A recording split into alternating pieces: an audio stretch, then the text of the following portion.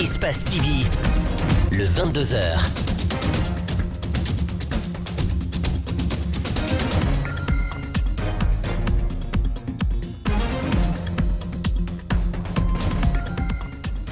Vous regardez Espace TV, merci du choix, bonsoir et bienvenue dans ce 22h dont voici le sommaire. Le président de l'Union des forces démocratiques de Guinée, dans une sortie médiatique ce mercredi, s'est prononcé sur la gouvernance Condé, les détenus politiques, les opérations de déguerpissement. Cellou Dalein Diallo dénonce les démarches du président de la République. Il était dans nos locaux ce matin. De la pluie et déjà des dégâts dans les communes de Matam et Matoto. Plusieurs familles avaient les pieds dans l'eau ce matin au lendemain d'une forte pluie qui s'est abattue sur la capitale guinéenne. Des inondations, des ordures sur la chaussée. Une capitale défigurée ce mercredi. Finalement, qui ne joue pas son rôle, l'État ou les citoyens? Ces derniers qui sont accusés d'incivisme. Comité technique régional de la santé à l'Abbé, occasion de tabler sur les réels problèmes et proposer des solutions. Baisse de couverture vaccinale, faible fréquentation des structures de santé, la réticence sont entre autres les impacts laissés par le Covid-19 qui touche les 5 préfectures de l'Abbé avec 9 cas de décès. Les troubles politiques courants 2020 ont aussi freiné les vaccinations des enfants. L'enclavement retarde également l'accès à certains malades en zone rurale. Le grand format d'Alpha Ousmane Ba à suivre.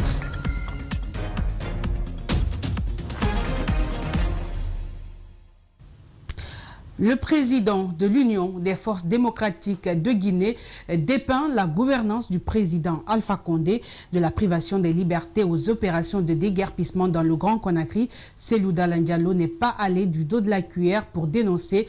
Mariam Fodé Camara et Abdoulaye Camara l'ont interrogé au sortir de l'émission Les Grandes Gueules. Suivez. La gouvernance marquée par la corruption, les crises politiques, sanitaires et économiques ne passe pas sous silence chez le président de l'UFDG. Pour Cellou Dalein Diallo, Alpha Condé est le seul responsable de la situation actuelle du pays. Il condamne également la privation des libertés en général et en particulier celle de ses militants dont la plupart, dit-il, est illégalement arrêtée. Elle est la même. Je déplore cette mauvaise gouvernance avec la corruption et le détournement des deniers publics alors que le peuple ne fait que souffrir. Je suis dans la même position. Je condamne les privations de liberté, je condamne l'arrestation d'innocentes personnes qui sont au nombre de 400. Parmi lesquels il y a mes proches collaborateurs. Pour ce qui est de la fermeture des locaux du parti, Cellou Dalein Diallo dit avoir saisi la justice, mais attend encore d'être rétabli dans ses droits. Comme dans ce cas de violation de nos droits, la violation des droits de nos compatriotes, c'est la justice qui a été saisie. Malheureusement, comme vous le savez, la justice est inféodée, elle est instrumentalisée, elle est là pour aider Alpha à conserver ce pouvoir illégal. Les locaux, c'est la même chose, on est à la justice. La justice a noté qu'il n'y avait aucun acte de justice, il n'y avait aucun acte administratif. C'est la force, c'est la brigade mixte de la présidence qui est venue occuper nos locaux, sans aucune base légale. Cellou Dalein Diallo se dit touché par des opérations de déguerpissement qui laissent plusieurs victimes sans abri. Je le déplore, j'ai été très touché de voir des compatriotes, des pauvres dans la plupart des cas, dont des habitations ont été détruites avec une violence et même une certaine haine. Mais c'est propre au régime communiste, ils vont trouver un bouc émissaire, ils vont peut-être le sacrifier pour dire que ce n'est pas le président, parce qu'il faut protéger le président. Or, il n'y a aucun autre responsable qu'Alpha Condé. De petites pluies, les premières d'ailleurs à Conakry, déjà des victimes dans les communes de Matam et Matoto. Des familles ont été réveillées en plein sommeil et d'autres se sont vues emprisonnées par les eaux de ruissellement une bonne partie de la nuit dans les quartiers de Tombolia et Bonfi. Fatoumata Bintabari et Mohamed Alousseni Kamara ont constaté les pertes subies par ces victimes. Suivez.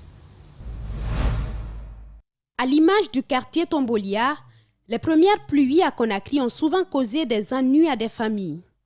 Cet officier de l'armée paie des frais d'une construction anarchique d'un voisin.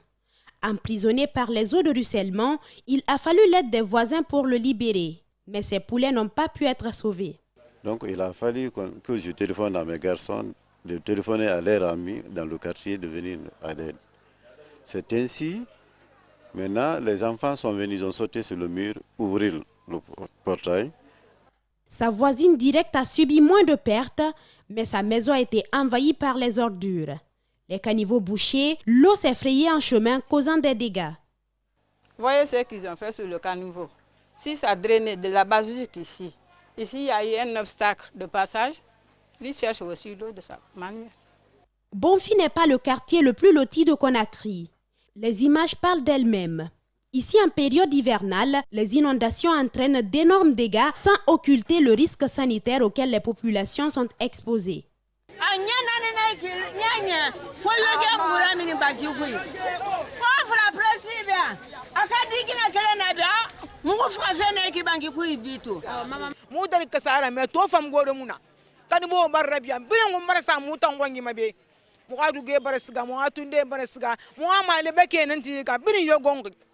Cet autre jeune n'a pu sauver que sa moto. Le reste est dans les souvenirs déjà. Rien n'est sorti. C'est seulement ma moto qui est sortie. Seulement la moto qui est garée là. La solution pérenne revient à l'État, mais en attendant, un bienfaiteur tente de venir au secours des voisins en situation de détresse. Par rapport à nos moyens, on fera le mieux. Parce que j'ai les machines, les tractopelles. Je vais carburer ça. J'ai demandé à la commune, le général, au moins de nous envoyer les camions. Pour le moment, il n'y a pas de perte en vie humaine à déplorer. Mais des mesures concrètes devraient être prises pour l'éviter. Aratoma, ces premières pluies ont affecté le fonctionnement d'une mosquée. Les fidèles ont été contraints de prier à l'extérieur vu l'ampleur des dégâts. Marissa Kamara, Yacouba Traoré. Les croyants de la mosquée Koloma 1 ont mal débuté le ramadan cette année. Pour cause, les premières pluies diluviennes qui se sont abattues la nuit dernière. Ces fidèles ont perdu une partie de la toiture de la mosquée, les livres coraniques ont été humidifiés, les tapis de prière sont accrochés au mur. Et cette année, la première pluie a enlevé la toiture et a jeté loin de la mosquée. Ce qui est là-dedans, les tapis, les moyens de sonorisation, tout ce qui était là-dedans a été jeté dehors et pourri. Et nous n'avons pas une seconde mosquée à côté. Nous n'avons pas où prier si ce n'est pas ici. Fidèles à cette vieille mosquée, âgée d'une trentaine d'années, ces croyants ont préféré se réunir pour des prières collectives à l'extérieur. Nous avons jugé nécessaire de raccommoder la partie qui reste, mettre de tôle ou avoir ou prier en attendant. Mais notre objectif, c'est de construire une mosquée au moins avec une ou deux dalles. Il exhorte les personnes de bonne volonté à leur venir en aide.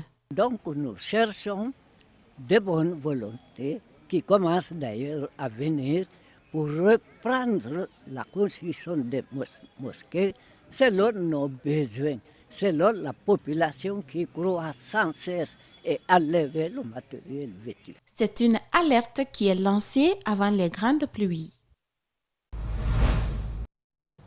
On parle inondation, mais aussi il y a ces déchets solides qui ont fait la part belle dans les rues de Conakry. Les actes d'incivisme, le manque d'anticipation de l'État entraînent cet état de fait. Mamadou Sadio Baldé décrypte les images de Fatoumata Bin Tabari et Mohamed Alousseni Kamara. Comme si c'était un contrat social, les quelques millimètres d'eau tombée, les déchets solides occupent déjà les rues de Conakry.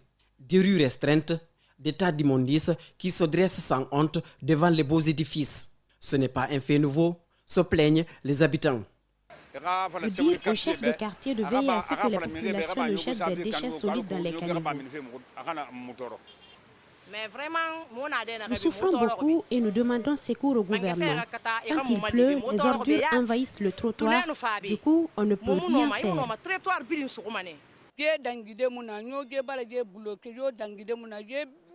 L'eau n'a pas de passage. Les ordures ont tout bloqué. Nous demandons une assistance de l'État. Nous avons souffert le martyre ici.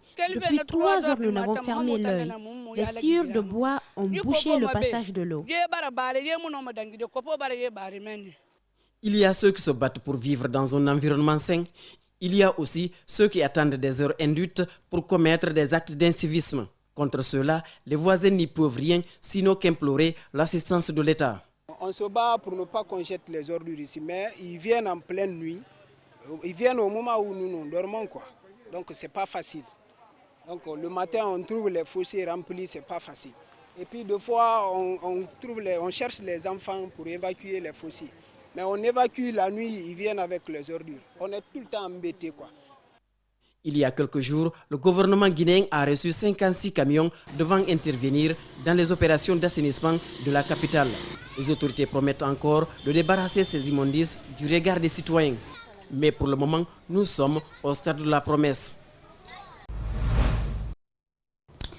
Le ministère de la Sécurité et celui des Transports ont interdit aux gros porteurs de circuler à des heures de pointe. Une décision diversement appréciée par les usagers de la route. Antoinette Dédé Onivugui et Ibrahima Souri Kamara pour le reportage.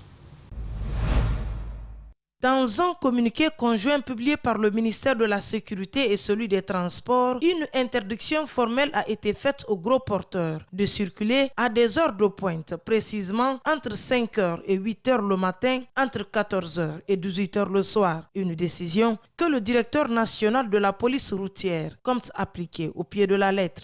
Et nous allons essayer de sévir pour ça, pour ceux qui vont essayer de trouver de l'ordre, qui refusent de respecter ce comité conjoint.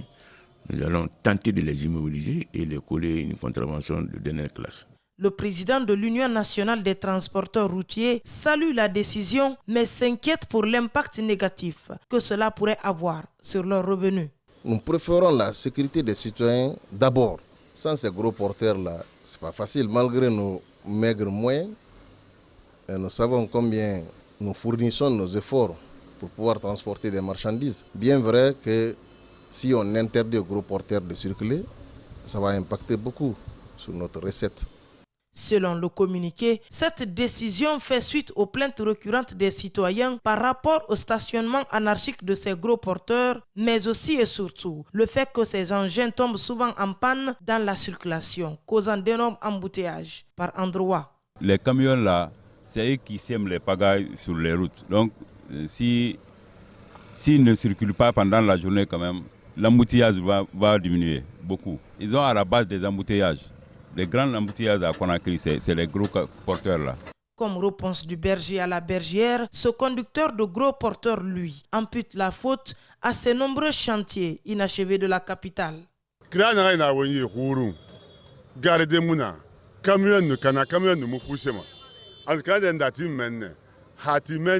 Accident mangasan ga o mali krafe nanna kira na ga su ke e gara wali ma fu de kanyon birin ga libre keren afrande kira na su akuru. Il reste à savoir si ces multiples décisions pourraient soulager les usagers de la route en ce mois saint de Ramadan, pendant que les grandes pluies s'annoncent. L'Agence nationale de sécurité sanitaire multiplie les actions dans la lutte contre la Covid-19. Pour faire face aux débordements dans les CTP, elle vient de doter le centre de traitement épidémiologique de Bessia d'un chapiteau d'une capacité de 64 lits accompagné de 6 armoires climatiseurs et une toilette de 6 cabines. Ce mardi, le chef comptable matériel de l'ANSS a remis les clés à l'équipe du CTP de Bessia. Suivez.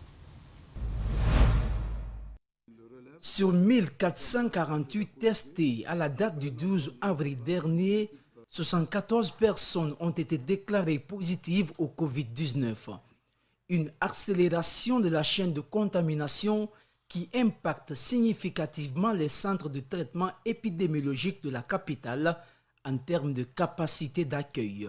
Pour faire face aux insuffisances de places constatées dans les différents centres d'accueil, l'Agence nationale de sécurité sanitaire vient de doter le centre de Bessia d'un chapiteau dont la capacité d'accueil est de 64 lits. Cela fait juste 3 semaines que ce chantier a été lancé. Il a été visité à plusieurs reprises par le directeur et son adjoint pour voir l'évolution. Toutes les pressions ont été mises. Et aujourd'hui, vous voyez ce beau bijou qui est là, qui nous réconforte et qui va participer à améliorer la prise en charge des patients au niveau des centres de Bessia.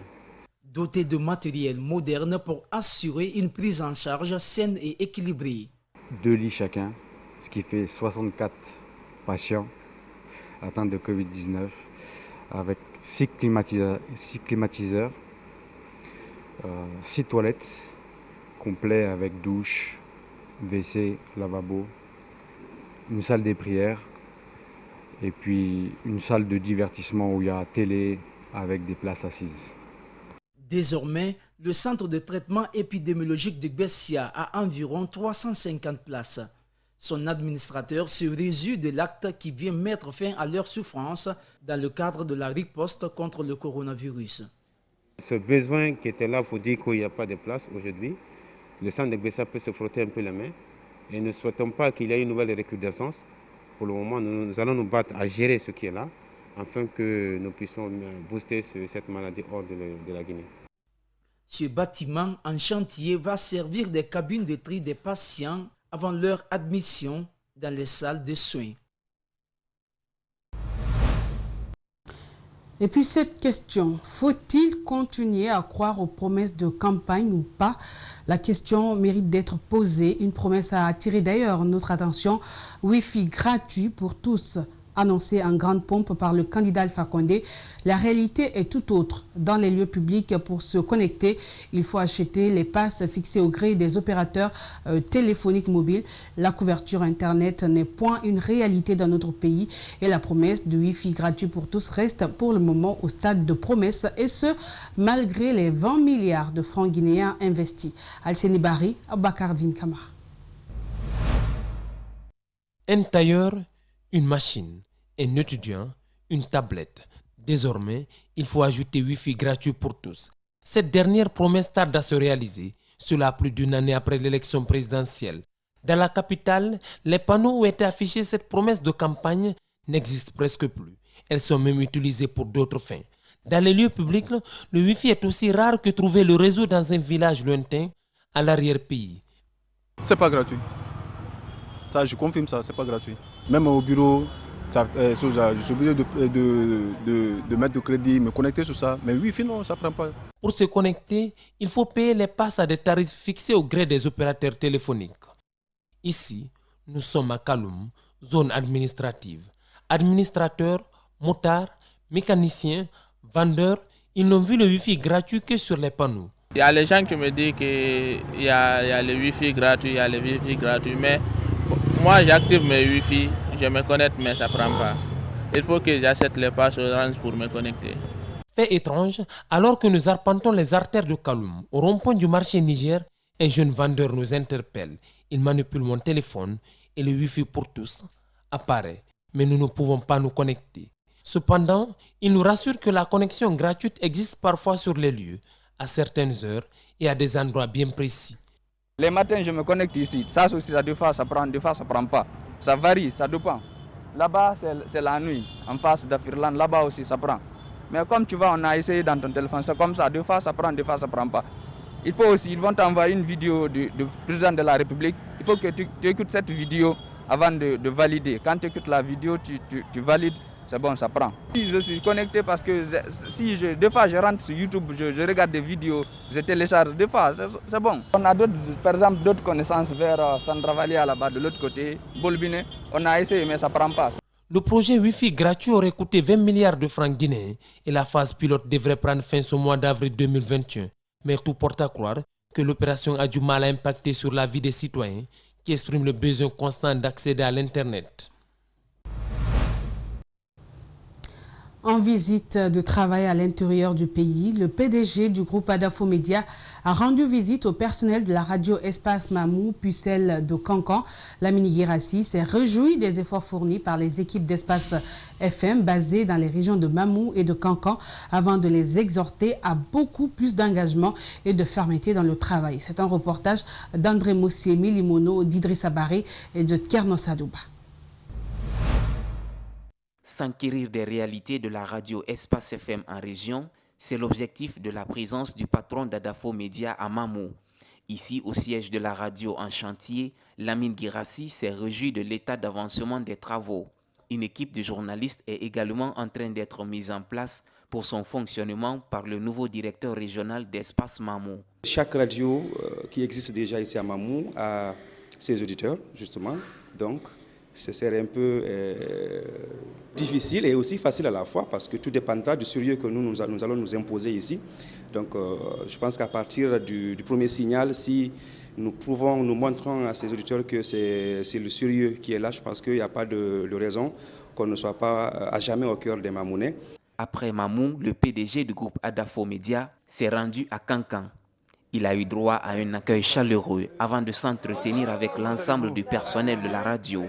Lamine Guirassi les a invités à plus d'efforts et d'engagement. Pour moi, c'était important de venir chez vous, même si c'était très compliqué. C'était la troisième fois qu'on reportait ça, pour vous dire bienvenue et que le travail que vous faites, on suit ça de loin.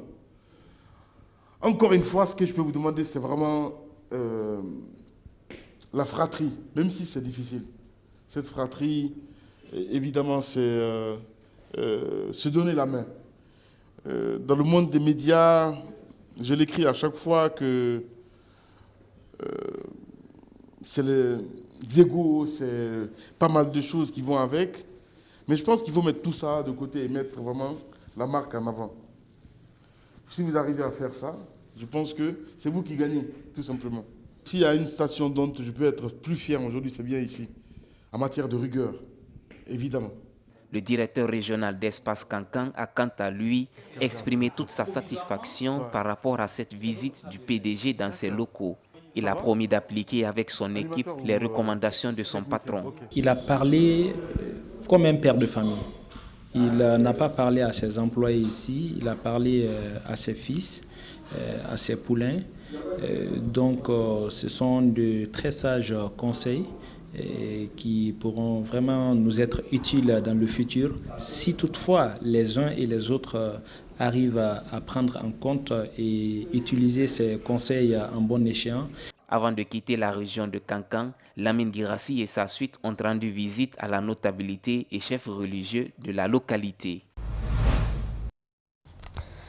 Elle s'occupe des personnes vulnérables, des orphelins et des enfants abandonnés dans la région de Kankan. Aïcha Oularé a à son actif une vingtaine d'enfants qu'elle entretient avec les maigres moyens dont elle dispose. Cette dame a saisi l'occasion de la visite du PDG d'Adafo Média dans son centre d'accueil pour remercier ses donateurs et ensuite inviter d'autres personnes, surtout les institutions évoluant dans ce sens, à l'aider dans son action. Suivez ce reportage d'André Mossé Milimono, d'Idrissa Bari et de Tierno Saluba. Comment allez-vous, madame? Vous allez bien? Très bien, Dieu merci. Oui, ça va très bien. On l'appelle la maman des enfants. Depuis 2009, cette dame recueille des orphelins et enfants abandonnés avant de les entretenir. Ce bébé âgé de 3 semaines seulement a été abandonné par sa mère peu après sa naissance. Aïcha Oularé l'a aussitôt envoyé dans ce centre pour s'en occuper. Il y a un journaliste qui m'a appelé qu'il y a une femme qui a abandonné son bébé et que si je peux prendre la femme et le bébé en charge. Je lui ai dit que je ne peux pas prendre la femme et le bébé en charge parce que déjà elle ne veut pas son bébé. Comment je peux prendre la femme et son bébé? Mais tout le monde, je lui ai dit d'amener la femme et son bébé ici. Ils sont venus. J'ai tout fait, j'ai prié la femme pour qu'elle puisse accepter son bébé. Mais elle dit qu'elle ne veut pas.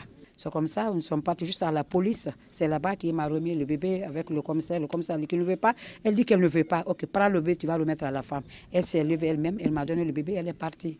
Ce centre qui accueille à ce jour près de 30 enfants a été l'un des bénéficiaires de la chaîne de solidarité initiée par Adafo Média dans le cadre de la lutte contre le Covid-19. La responsable du centre exprime toute sa gratitude à Lamine Guirassi et à son équipe. Le plus grand don que j'ai reçu, c'est le don que M. Guirassi a envoyé. Depuis 2009, quelqu'un vient, ou bien une ONG vient nous donner 10 sacs ou 20 sacs. Plus de 20 sacs, c'était la première fois. Cependant, elle n'a pour le moment obtenu aucun soutien financier de la part des institutions évoluant dans ce sens, même pas l'accompagnement du gouvernement. Elle dit continuer ses démarches auprès des personnes ressources qui puissent l'accompagner dans son action. J'ai mes frères aussi, pendant les vacances, qui veulent amener leurs enfants ici, mais ça leur gêne d'amener leurs enfants parce que j'ai mes orphelins ici. Alors on n'a pas aujourd'hui, on n'a pas de centre, le manger, et surtout quand les enfants tombent malades. Et donne de bonne volonté. Je tends la main à tout le monde. Le patron du groupe Adafo Média a promis de multiplier les actions pour soutenir ce centre. Il faut souligner que ces enfants sont tous scolarisés et bénéficient d'une éducation de rigueur grâce au courage et à la détermination de la maman des enfants. Altercation entre les femmes vendeuses et les agents des forces de l'ordre au marché central de Gorée ce mercredi matin. Les policiers ont fait usage de bombes, de gaz lacrymogène pour chasser les femmes installées aux abords des routes au niveau du marché Gorée. Des dégâts matériels importants ont été enregistrés et 2 femmes ont été conduites d'urgence à l'hôpital régional de Boké.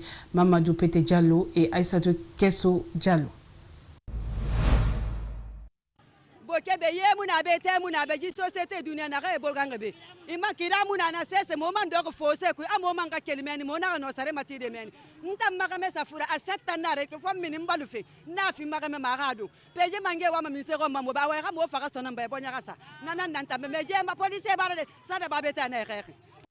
C'est aux environs de 9 h que cet affrontement a eu lieu entre forces de l'ordre et femmes vendeuses au marché central de Gorée.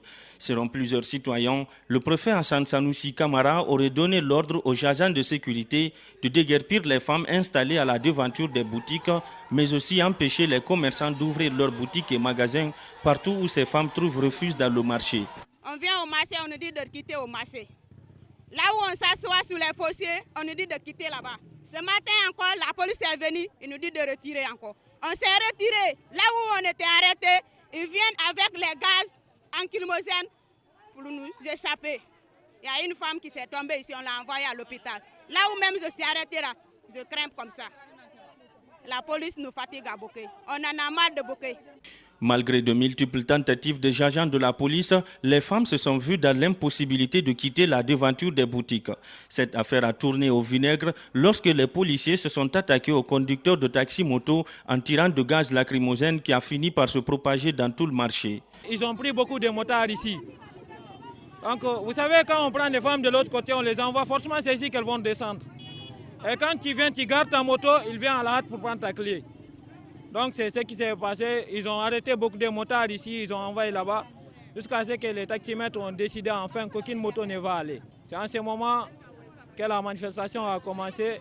Et puis il y avait quand même eu des jets de cailloux jusqu'à ce qu'ils ont commencé de tirer aussi à gaz lacrymogène. Rencontré dans son bureau, le principal accusé Hassan Sanoussi Kamara, préfet de Boké, fait savoir que c'est une action qui s'inscrit dans le cadre du rétablissement de l'ordre dans le marché. Puisque selon lui, la présence des femmes vendeuses et des conducteurs de moto-taxi aux abords de la route restreint la circulation et donne une mauvaise image à sa préfecture. Il a été donc demandé à ces commerçants, n'est-ce pas, de déménager dans ces différents magasins à l'effet de rénover le marché. Parce que la commune déjà a un fonds pour construire le marché. Mais les gens disent que jamais qu'ils ne quitteront ici. Malgré tout ce que le président a fait pour eux, il dit que jamais, qu'il préfère rester là-bas. Ce qui n'est pas question. Boké n'est pas une brouche. Le président de la République, chef de l'État, ne peut pas dégager des milliards pour construire des marchés pour les gens de Boké et qui disent qu'ils ne veulent pas de ce marché. Selon les informations recueillies sur place, 2 femmes se seraient évanouies sous l'effet du gaz lacrymogène et ont été transmises dans un centre hospitalier. On reste dans la région de Boké. La sous-préfecture de Kamsar a désormais une nouvelle clinique moderne. Ce nouveau centre hospitalier vise à apporter une meilleure prise en charge sanitaire aux populations de Boké. L'infrastructure a été inaugurée samedi en présence des autorités locales et sanitaires de la préfecture. C'est un reportage de Fodé Oumar Kamara et de Salifouli Fossissé. Cette clinique moderne est composée de 6 salles d'hospitalisation, 2 salles de réception, un bloc opératoire, une salle d'accouchement, une salle de soins, une pharmacie hospitalière, un laboratoire et de 2 latrines internes. La communauté réelle, on a choisi à Kamsar, pas seulement à Kamsar, de tout le Bokeh, pas seulement Bokeh, la Guinée tout entière. Inch'Allah, là, c'est fait pour servir la population de faciliter et surtout, nous sommes en période qu'on a aujourd'hui. Covid-19 frappe à côté dans le monde entier aujourd'hui.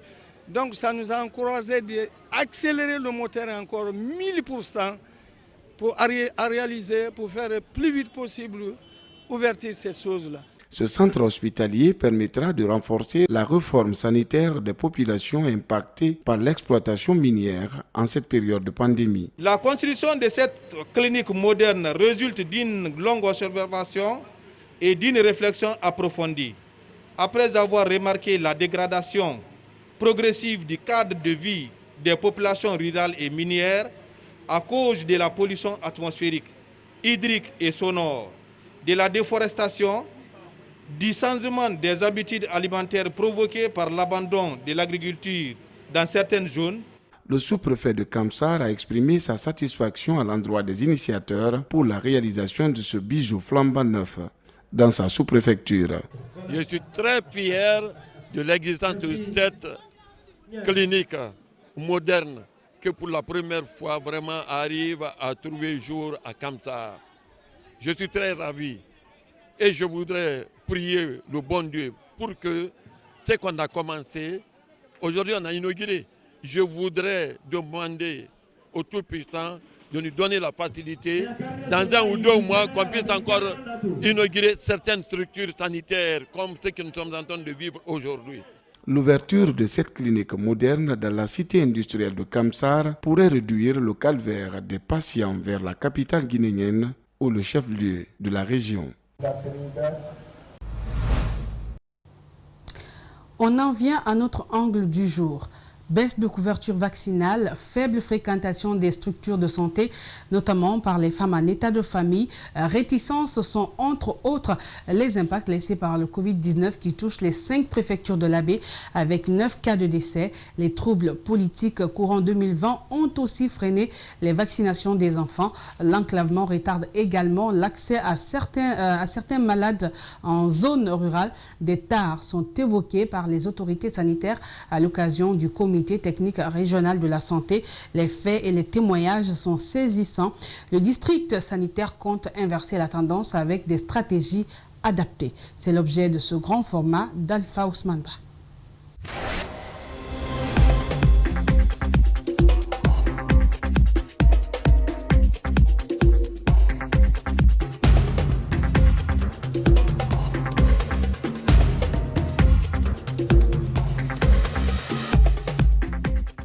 En dehors de la zone spéciale de l'Abbé très peuplée, la préfecture de Mali est celle qui a plus souffert en termes de Covid. 99 cas positifs, 16 référés vers l'Abbé Conakry et 3 décès. Une dizaine de cas restent encore en soins.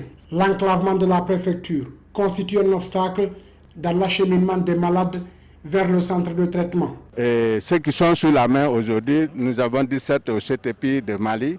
Depuis ce début jusqu'à maintenant, on a enregistré 3 décès, dont un décès communautaire et 2 décès au niveau hospitalier. Bon, c'était prévu en principe le transport des malades de Mali à l'Abbé ou à Conakry pour la référence, mais le fait d'avoir des malades maintenant dans les sous-préfectures, la direction enregistre maintenant des difficultés par rapport au transport des malades.